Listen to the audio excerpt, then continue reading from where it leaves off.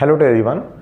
आज के लेक्चर में हम टिफर एग्ज़ाम जो कि दिसंबर 2021 में होने जा रहा है, इससे इम्पॉर्टेंट पॉइंट्स इसके रिगार्डिंग हम देखेंगे। साथ ही साथ जो कुछ क्वेश्चंस हैं प्रीवियस ईयर उनको भी हम डिस्कस करेंगे। इससे पहले उन सभी स्टूडेंट्स के लिए एक इन्फॉर्मेशन है जो IIT JAM फिज़िक्स 2022 और 23 में अपीयर होने जा रहे हैं। आप मेरा अनअकैडमी पर प्लस कोर्स वो आप परचेज़ कर सकते हैं। इसके लिए आपको रेफरल कोड मेरा VK123 इसका यूज़ कीजिएगा ताकि आपको इंस्टेंट 10% का डिस्काउंट मिल जाए। तो चलिए अब देखते हैं टिफर एग्ज़ाम जो है, इसकी एग्ज़ाम डेट जो है वो 12 दिसंबर 2021 है। एग्ज़ाम का जो टाइम है वो 9:30 AM to 12:30 PM 3 आवर्स का ये टेस्ट रहेगा आपका। इसका मेन एम है रिसर्च के अंदर। देखिए, जो भी स्टूडेंट्स आगे अपना कैरियर रिसर्च में बनाना चाहते हैं, ये एग्ज़ाम उन सभी के लिए इम्पॉर्टेंट है। वैसे तो एग्ज़ाम्स और भी हैं, जैसे CSR नेट का एग्ज़ाम है, गेट फिज़िक्स के अच्छे स्कोर से भी आप जो है रिसर्च में काफ़ी अच्छा जो है आप कैरियर बना सकते हैं। इसके अलावा जेस्ट का एग्ज़ाम है, टिफ़र का एग्ज़ाम है। तो इसी तरीके से टिफ़र के एग्ज़ाम में जो है आप सिर्फ और सिर्फ रिसर्च का देखिए कैरियर बना सकते हैं, क्योंकि देखो इंटीग्रेटेड MSc PhD या फिर PhD कोर्स है। इसमें MSc फिज़िक्स का जो कोर्स जो है वो इसमें नहीं है। सब्जेक्ट्स कौन कौन से आप देख सकते हैं, फिजिक्स का, केमिस्ट्री का, मैथमेटिक्स, बायोलॉजी और कंप्यूटर एंड सिस्टम साइंसेस। फिर इसके बाद नेक्स्ट है पैटर्न क्या है। तो देखिए, दो सेक्शंस आते हैं, एक सेक्शन बेसिक्स है, दूसरा एडवांस्ड है। यानी कि इसमें जो सेक्शन B है उसमें ज़्यादा आपको नॉलेज चाहिएगी। टोटल अगर हम मिलाएं तो 150 मार्क्स होते हैं। इसमें 25 MCQs हैं, इसमें 15 MCQs हैं। हर एक क्वेश्चन प्लस 3 मार्क्स, यानी कि 3 मार्क्स का रहेगा सेक्शन A का, और सेक्शन B में जो हर एक क्वेश्चन है वो प्लस 5 मार्क्स का रहेगा। नेगेटिव मार्किंग सिर्फ और सिर्फ सेक्शन A में है, और वो भी 1/3, यानी कि 1 जो है मार्क्स आपका डिडक्ट हो जाएगा अगर आपका इनकरेक्ट आंसर है तो। सेक्शन B में कोई किसी तरीके की नेगेटिव मार्किंग नहीं है। सेक्शन B उन दोनों स्टूडेंट्स के लिए है जो PhD या फिर इंटीग्रेटेड MSc PhD कोर्स जो है उसमें अप्लाई करते हैं। सेक्शन B सिर्फ और सिर्फ PhD फिजिक्स जो जिसमें जाना चाहते हैं स्टूडेंट्स, उन्हीं के लिए है। कट ऑफ जो है अगर हम बात करें 85 to 95, ये मैंने अराउंड बताया है, 80 भी हो सकता है यहाँ पर, 80 to 95। एक्चुअल में कट ऑफ जो है टिफ़र जारी नहीं करता है। टिफ़र सीधा जो है यहाँ पर जो भी स्टूडेंट्स इंटरव्यू के लिए अपीयर होने जाएंगे उनकी लिस्ट जो है वो शॉर्ट लिस्ट करता है। साथ ही साथ जो इंटरव्यू के बाद में जो फाइनल लिस्ट लगती है वो उन स्टूडेंट्स का यहाँ पर एडमिशन हो जाता है। तो बहुत ही कम स्टूडेंट्स होते हैं, तो आपने जो है इसके लिए काफ़ी अच्छी तैयारी आपको करनी होगी। Use of calculator is permitted. Calculator का यूज़ जो है आप इसमें कर सकते हैं, और काफ़ी अच्छा स्टैंडर्ड का एक क्वेश्चन पेपर होता है, तो इसके हिसाब से आपको बहुत अच्छी तैयारी करनी होगी। स्टैंडर्ड बुक्स जो है उनको आपने अच्छे से रीड करना होगा, और जितनी ज़्यादा प्रॉब्लम्स आप सोल्व करेंगे उतना आपके लिए बेनिफिशियल रहेगा।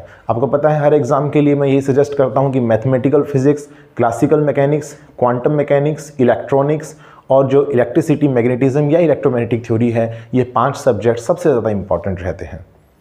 इसमें बहुत ही कम पोर्शन में आप देखेंगे कुछ क्वेश्चंस जो हैं आपको मिलेंगे न्यूक्लियर फिजिक्स के भी, सॉलिड स्टेट फिजिक्स के भी, लेकिन सबसे ज़्यादा इंपॉर्टेंट ये 5 सब्जेक्ट्स ही हैं।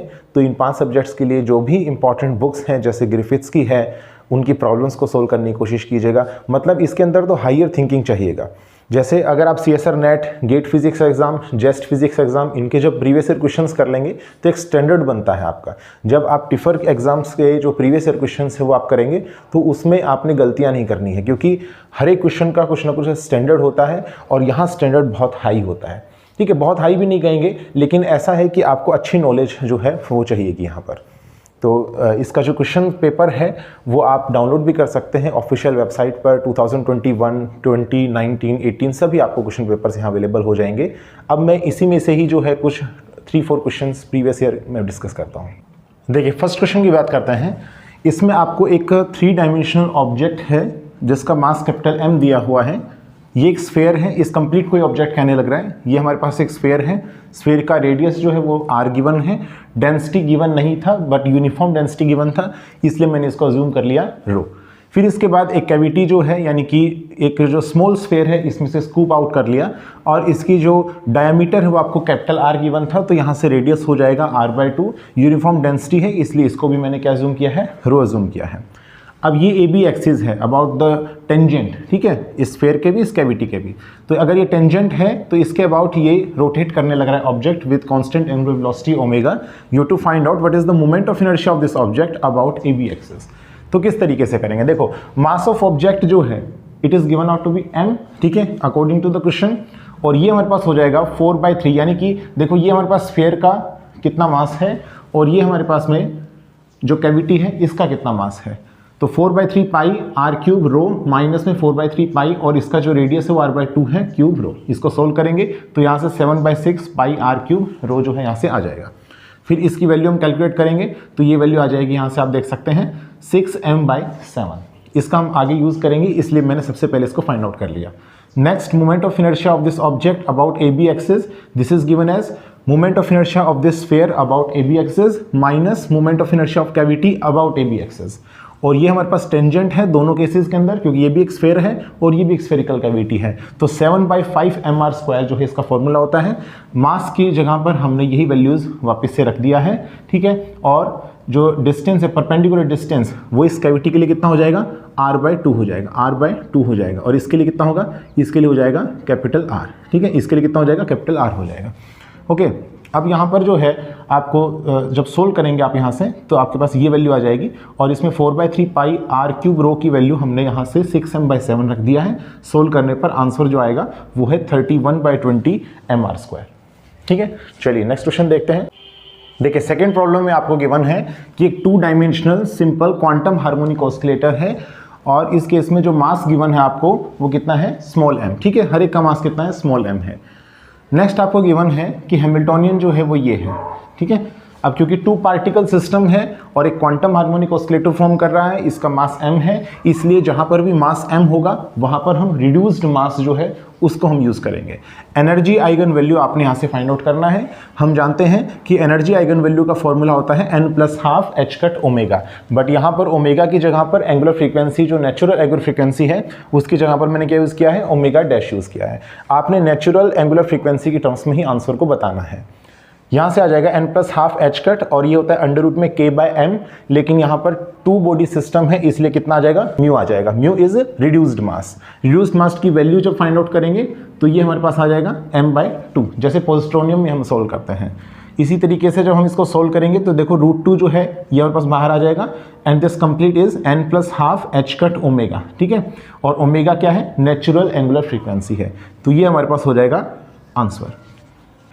नेक्स्ट देखिए, थर्ड क्वेश्चन में आपको हाइड्रोजन साइनाइड गैस मॉलिक्यूल जो है वो आपको यहाँ ड्रॉ किया गया है और इसके अंदर आपने specific heat at constant pressure की वैल्यू बताना है। देखो हम जानते हैं law of equipartition of energy से कि हर एक डिग्री ऑफ फ्रीडम के साथ एसोसिएटेड जो एवरेज एनर्जी होती है वो ½ kT होती है। तो हर एक डिग्री ऑफ फ्रीडम के साथ एसोसिएटेड जो स्पेसिफिक हीट होगा वो हमारे पास उसकी वैल्यू क्या होगी, F/2R, where R denotes the gas constant. सबसे पहले डिग्री ऑफ फ्रीडम देखते हैं तो देखो 3 यहाँ पर ट्रांसलेशन मोशन होंगे। जब टेम्परेचर, रूम टेम्परेचर की बात करेंगे तो उस टाइम पर या हाई टेम्परेचर पर बात करेंगे तो along x axis, y axis, z axis, किसी भी एक्सिस के अबाउट ये बॉडी ट्रांसलेट कर सकती है या फिर ये गैस मॉलिक्यूल ट्रांसलेट कर सकता है। इसलिए 3 जो है वो यहाँ पर ट्रांसलेशन डिग्री ऑफ फ्रीडम हो जाएंगे। 2 यहाँ पर रोटेशनल डिग्री ऑफ फ्रीडम होंगे, इसलिए क्योंकि अलोंग, अगर हम मान लीजिए ये x डायरेक्शन मान रहे हैं तो अलोंग x डायरेक्शन यहाँ पर डिग्री ऑफ फ्रीडम को आप रोटेशनल डिग्री ऑफ फ्रीडम को यहाँ पर कंसिडर नहीं करेंगे, क्योंकि इसके अबाउट जब रोटेशन होगा तो मूवमेंट ऑफ इनर्शिया बहुत ही स्मॉल आएगा। क्योंकि देखिए ये हमारे पास में क्या होगा उस टाइम, ये हमारे पास होगा एक्सिस ऑफ रोटेशन, ये हमारे पास क्या होगा, एक्सिस ऑफ रोटेशन। तो परपेंडिकुलर डिस्टेंस अगर हम देखेंगे, परपेंडिकुलर डिस्टेंस अगर हम देखेंगे मास से लेकर के एक्सिस ऑफ रोटेशन तक का, तो उसकी वैल्यू बहुत स्मॉल है। सो moment of inertia about x axis जो है वो आप नेग्लेक्ट कर सकते हैं। 2 रोटेशनल डिग्री ऑफ फ्रीडम यहाँ पर हम कंसिडर करेंगे। नेक्स्ट यहाँ पर 4 वाइब्रेशनल डिग्री ऑफ फ्रीडम मैंने कंसिडर किया है, क्योंकि ये जो हमारे पास मॉलिक्यूल है ये लीनियर ट्राइएटॉमिक गैस मॉलिक्यूल है जिसका वाइब्रेशनल डिग्री ऑफ फ्रीडम होता है 3n-5, ठीक है।